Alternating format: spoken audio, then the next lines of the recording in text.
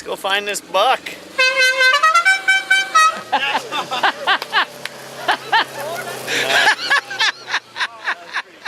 I love it. I'll tell you what, it was a great season. You know, when Bound for Blood and asked us to go ahead and film for those guys, you know, I was fired up. You know, I met Chase and Darren Leon down in Kentucky at a turkey hunt, and they just kind of rolled like I thought we rolled. You know, they were out there, they're true outdoorsmen. Everything wasn't about shooting these big trophy bucks. It was about a group of guys that enjoyed being together, and you know, it kind of hit a chord with me because I'm like, that's exactly how these guys are right here. You know, that's how we roll. It's how we've always rolled. And going into this season, I thought the biggest challenge we have is how do we translate who we are to be able to give a little peek behind the curtain to everybody else. And it started right off the bat. You know, CJ, with your buck at the Snake Ranch there, I mean, I tell you what, everybody that sees a picture of that buck is just thinking, holy cow. Yeah. You know, it was one of those things. It was early in the season. We just gotten into Rich and I just got to the cabin, actually. And we were going to film. Little things were not lining up the way we wanted. Rich forgot his camera arm, so we knew we were going to be freehand. We had some challenges again going there. Yeah, so we get out there. You know, we're going to hunt over this food plot. The food plot is just plush. Lo and behold, he shows up. He jumps the fence, comes into the food plot, and I don't know, for whatever reason, maybe it was just selfishness of being early in the season, I decided I wasn't going to shoot him. He gave me about every shot you could imagine. Actually, the closer he got, and I think at one point he was right under the stand there and looked up at us, gave me more than enough time to make a good shot, and I elected to pass.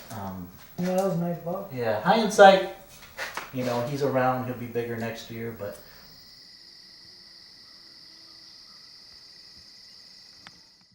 I'll tell you, even though you decided to pass on that buck early season, you put a little meat in the freezer there, Patio. Well, if there's one thing that you know about the Outlaw Swamp Crew, and that is we like to eat. And I was going to make sure that we weren't going to starve. It shows way more on that side of the room than it does on that side. Just so you know. Well, I'm kind of This shirt's counterbalance. a focal point. This swamp shirt's a couple years old. This is not this year's shirt. I wanted to seal the deal right away, make sure we weren't going to go hungry. So second weekend in bow season, I had a nice opportunity at a nice mature doe. She come in, I was hunting by myself, self-filming, and just gave me a nice opportunity to harvest a good doe, and I took the full advantage of that, and we're eating well this winter.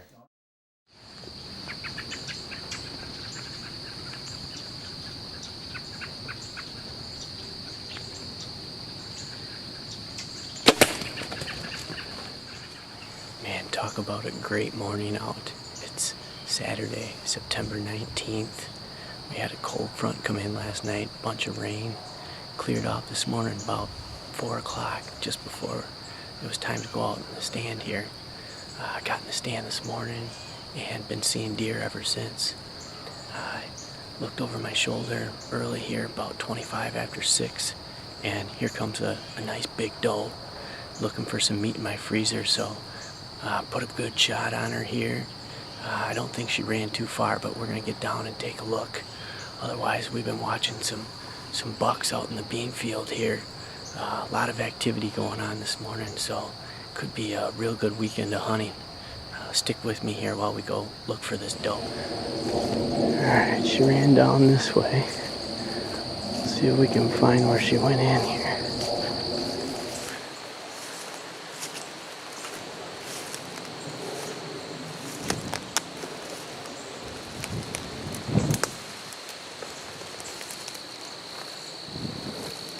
Oh, look, right there. There she is.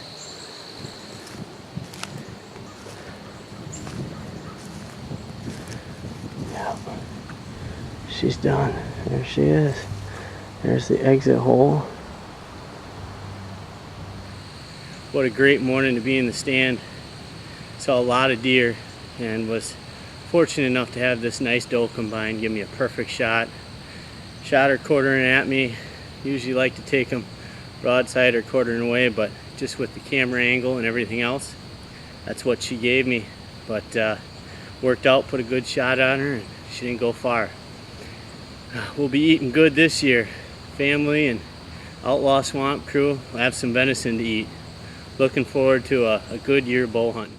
Every one of us either hunt our own property or property of family or leases that we hunt, which is all free and fair game chase, you know. So when we go into somewhere, it's something that we've worked from the very beginning.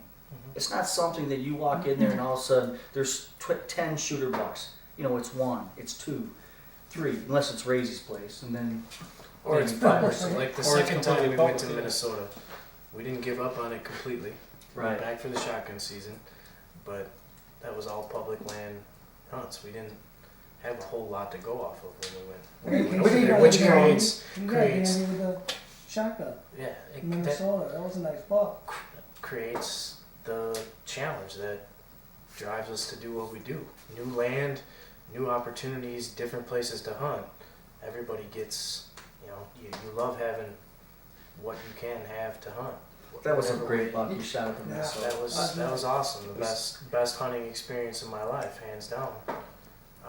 Still think about shaking a little bit when I think about it. It took me about 20 minutes to get down from the stand, but You know, I tell you, we went down to Missouri, Raisy, John, and Patio and I early season, and you know, we're from Wisconsin, and of course we were pretty proud of that. And I did not realize how hot it is in Missouri. It was stifling, and and we're down there scouting, and of course, you know, this guy can walk 1,000 miles without getting tired, and you wouldn't the think rest he of could. us can't. Well, no, you wouldn't think he could, but he can too. These guys are walking Well, you- up and down these That's an ravines. age thing. Oh, you can funk it now? I don't, dude. After a while, I'm like, you know, I'm gonna hang back here because I mean they're going and we did scouting all day. We go back to the hotel, we get changed and head out there in the stand and Patio and I are in one stand across the food plot over there. Raisy's in another stand with his dad John and sure enough, of course, we're only there for a couple days to hunt. It's more or less a scouting. We're getting our cameras out. We're checking the terrain. It's our first time being at the lease, and so I like to eat too. And you know, of course, you're always looking for that big buck to come on down there, but I have no problem taking a doe. So we're down in Hannibal, Missouri. We left this morning at 3 a.m. Pat Sinzik on the camera, and we also have John and Rich Raisbeck with us. Came down, scouted all day today, put up 2 sets, set out some trail cams, and it's hot. Like too hot in a hot tub hot. I mean hot. Hot. I'm a Wisconsin guy. I'm hot. I'm sweating. I'm hot. I'm just telling you it's hot. And so after coming up here and we looked like we lost our keys, we finally got the camera set up. And now we're ready to go. Now there's some big bucks in here. What we're going to do is we're going to switch on and off here. We're here for 3 days. Pat and I on the camera to hunting. Same with Rich and John. But I think we're in a good spot. We got a nice draw coming down here. There's no wind tonight on it. It used to be a food plot on the top, we're told. So hopefully we get a big one.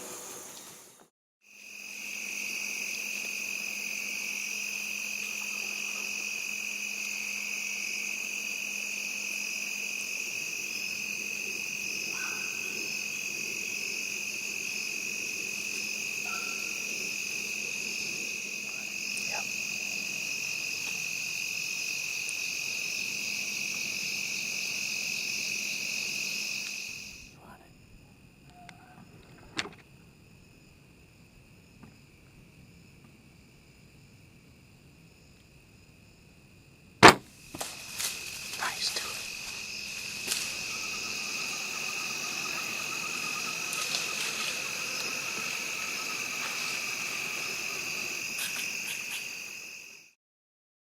I think I put a pretty good shot on it at 35 yards. We got the Luminoc right on over here, so let's see if we can find that doe.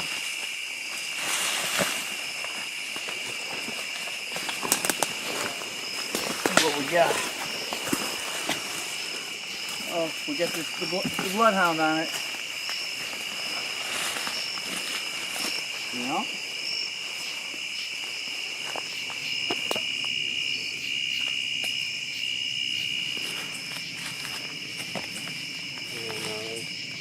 Yes!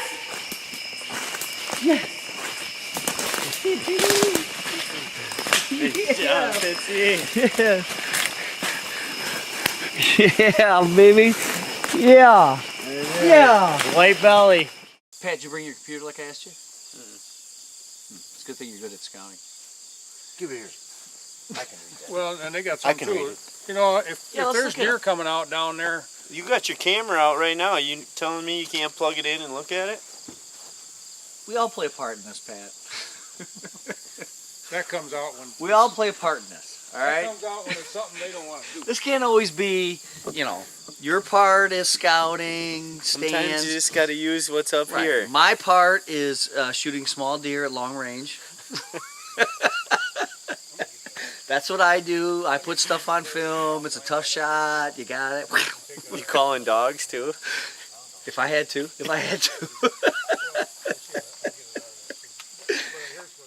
I've learned so much in just the short 4 years that we decided to say, okay, you know what, let's get organized and let's decide to show everybody that you don't have to be this rich, you don't have to have this or have that. You can go out there and work hard and work your land and shoot good deer and just have the time of your life. I mean, if you really think it's not about the journey and you think it's just about holding those horns, you're never going to understand this.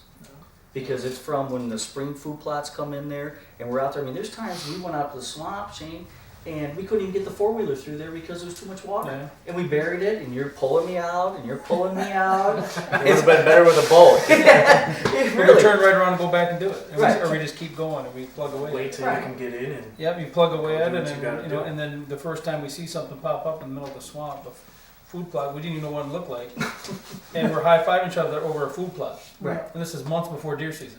You know, it was So almost. it was really But pretty you exciting. have lakefront property. I do. Most of the year. Most of the year. I tell you what, we saw a little green, and I don't even know if it blew in from across the field, but it was only about that tall. And Shane and I are running around like we just won the lottery. We're like, we're farmers. Shane said, we're farmers. Yep. On your next HQ meeting, can we pass the hat a little bit? Maybe raise a little extra money. I got a guy I know needs to buy more arrows. Yeah. hey, the broadheads ain't Broadheads aren't cheap. The broadheads I mean, ain't that's the thing. You So, talk about a rough year. yeah, so I don't know which one. Which one? But just start with one of I them. can try one. I think it actually, speaking of Rich's father's deer, I think it was the next night or the night after, I decided to go out and hunt by myself and sell film. And it was early November, about middle of November actually, November 13th, somewhere around there. In any event, decided to hunt by myself, got the camera in the tree, sat down probably a half hour into the day, or the evening hunt, had some activity and movement, got visibility or visual contact of a doe. She come kind of meandering through, and I saw there was another buck and another buck, and the way it worked out, the larger of the two bucks walked right under the stand. I thought, well, this is going to work out great. Got the camera positioned just right and stopped. He's probably 5 yards underneath my tree, and lo and behold, I go to take the shot, and although my sight was clear of the camera arm, the actual flight of my arrow wasn't. So, well, what the result was a little bit of spark and fire in the woods. And to my surprise, the deer appeared to enjoy it because they bolted off, and that was pretty much the end of that. So the Night, the notch on the camera arm Yeah. doesn't mean No, kill. that doesn't mean a kill. Okay. That means We got your I think it's a iron for the miss. day. I think it's a miss for the day. But yeah, it was one of those. I just sat down and just thought, what else can happen? What else can go wrong? So I think that led into maybe it was a day or two later. Oh, that's Started out right. slow morning, and it wasn't long before. Actually, we were just thinking about getting out, and Rich spotted something coming down the ridge, and it was a deer. He was a nice buck, and he said, "Nice buck," and we got all set up. It couldn't have happened any better. I mean, we got great footage. Rich was on him from the time he came through.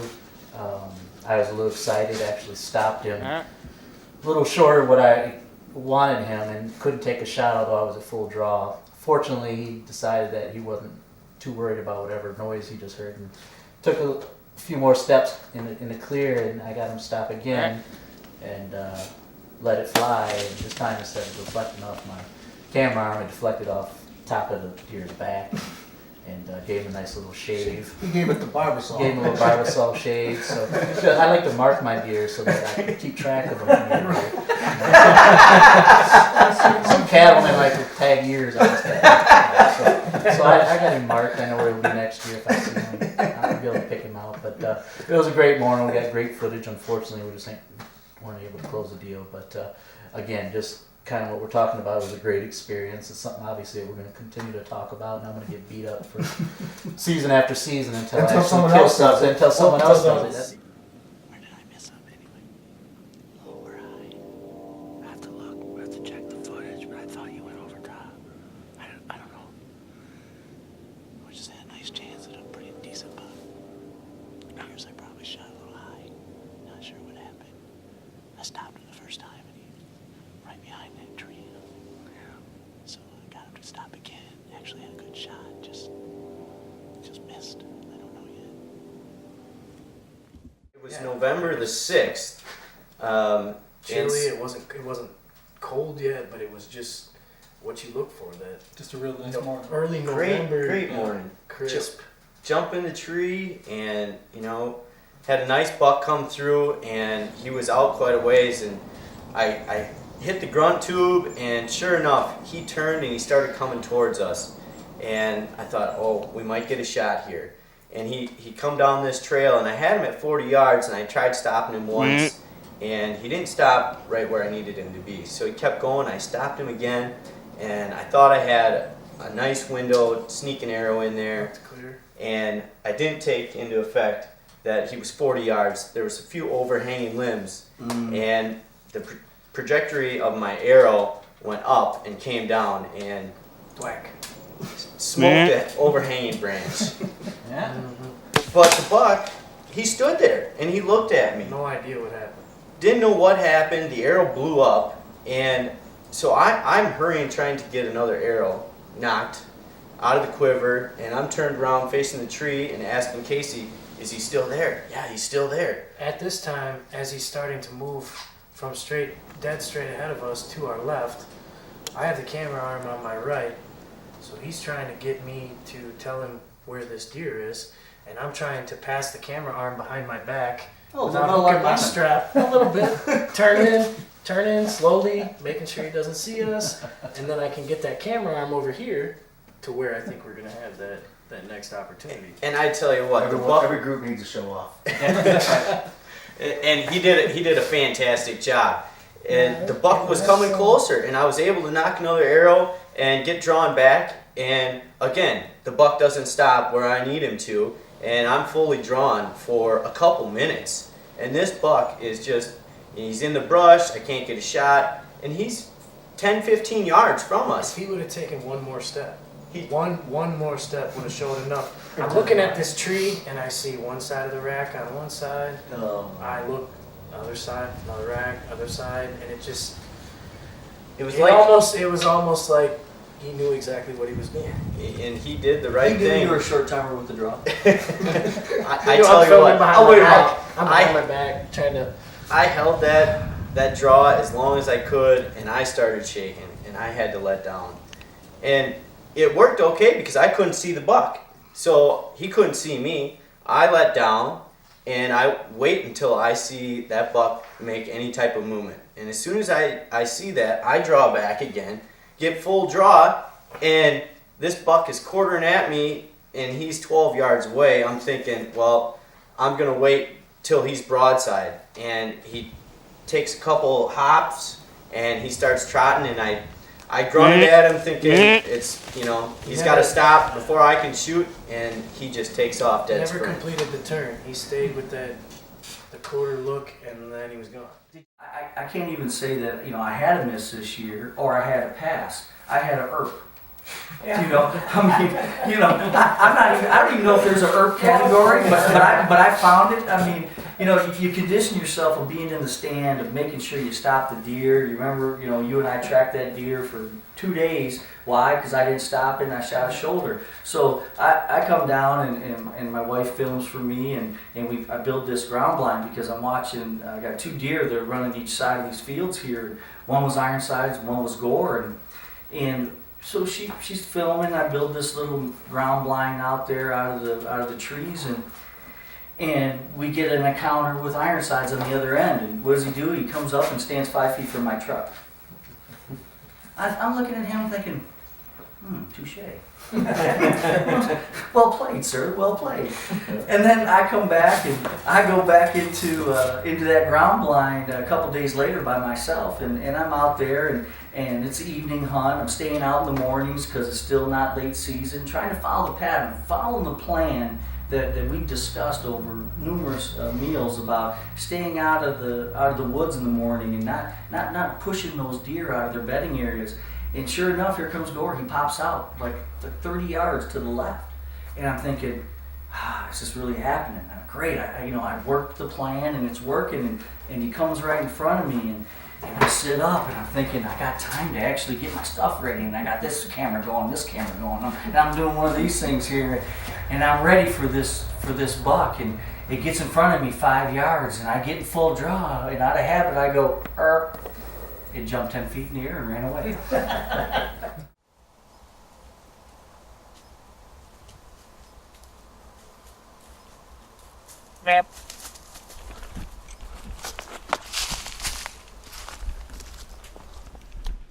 I sat there, I sat down to myself. I got up, I sat back down, and I went, oh, that did not just happen to me. All I had to do was let it go. I had the vitals in right there, and I'm thinking, oh, what a gaffe, and I was just so disappointed with it. And so what do? I'm self-filming, I got to turn and do the post interview. I got to talk about what I got to flex my knowledge in the woods and tell everybody how great I did. And I'm explaining about how I did the ERP on the deer, and what happens? Another deer pokes his head around the corner and is looking at me. And I'm doing this interview, and I go. So now I don't know. This deer is staring me right in the eyes, and I don't know from out in the open to hide. Right, I thought all of a sudden I was hiding. I had the magic mask. Right, I'm like, well, now we can't see her. Hey, I'm gonna get back to you guys in a minute. Right. And then I actually thought that I was going to be able to turn the camera and shoot this deer. I should have just sat there and talked. As soon as I went like this, that deer just ran over at me.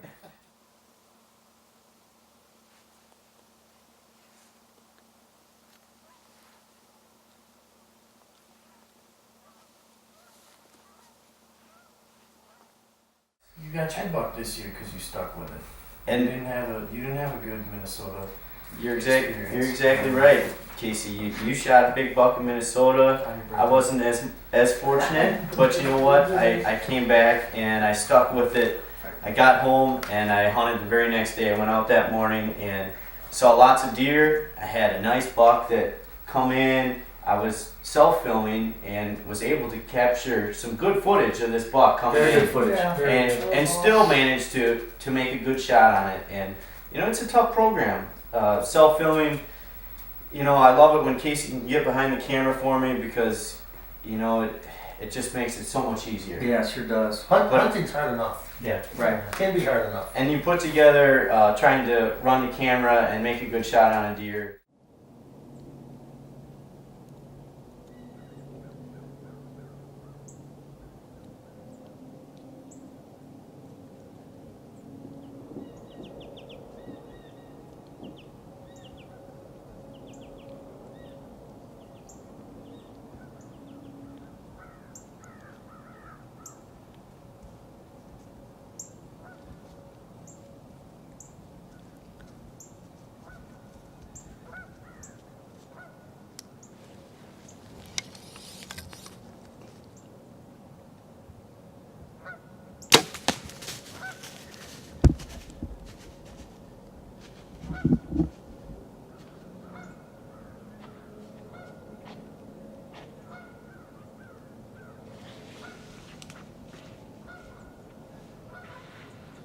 What a great morning. I've had deer all over the place on me.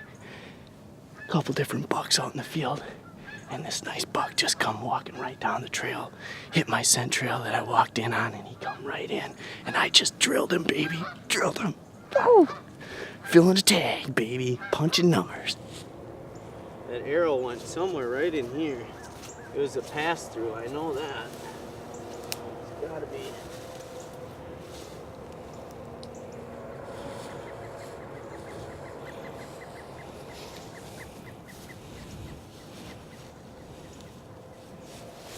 blood here.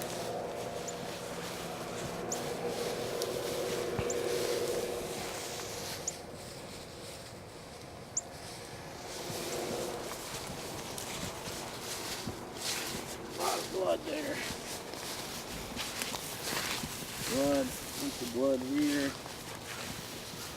Blood. There he is right there. Woo! Yeah, baby. This means a lot right here. It's been a long season. Had a few opportunities, but haven't been able to close on them.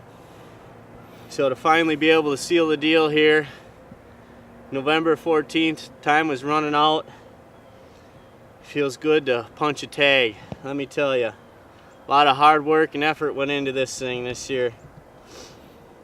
A lot of time in the woods. So I really appreciate being able to put a buck on the ground. It's not my biggest buck, but definitely feels good to fill the tag for the season. Outlaw Swamp Outdoor Adventures, bound for blood. That's what it's all about right here.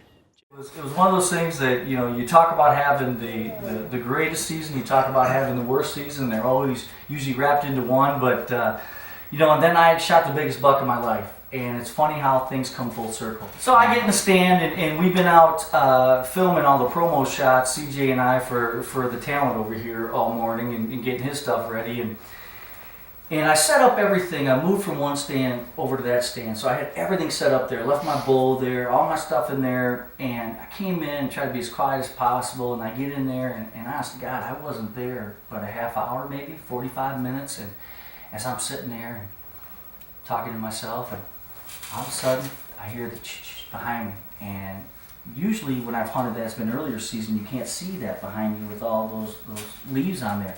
And here's this nice buck, and I'm like, oh man, this is awesome.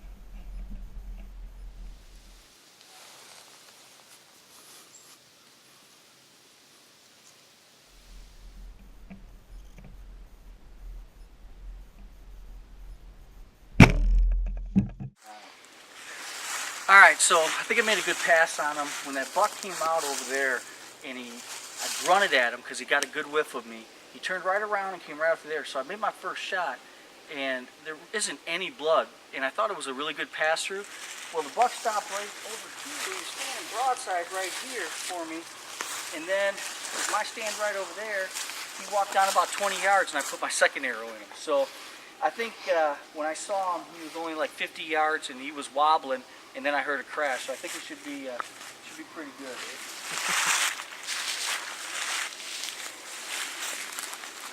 Yeah, he's feeling pretty good. Blood. Oh, he walked around with me. There he is. There he is.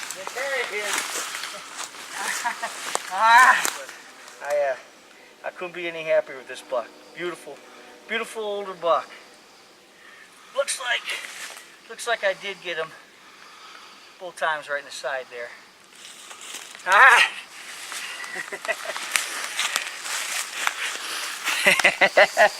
What's he doing? Boy? Congratulations, Fitty. That a boy. Thank you, man. Pretty close shots, close spots. Well, not everybody can shoot racey deer. That second one was like I got hurt. First one might have been Very nice.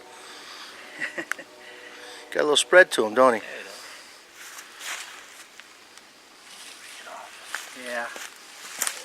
All right, let's get this baby cleaned up and get her hanging. Well, this pretty much explains it all. for 10 days, nothing but rain every other day, and it was a tough trip. I'm pretty excited though with last night. About 5 o'clock, I had a nice buck come in, came behind me, he was searching. I gave a grunt call, got him to turn around, and this was after he winded me. Came out, I was able to take one shot. I thought it was a kill shot.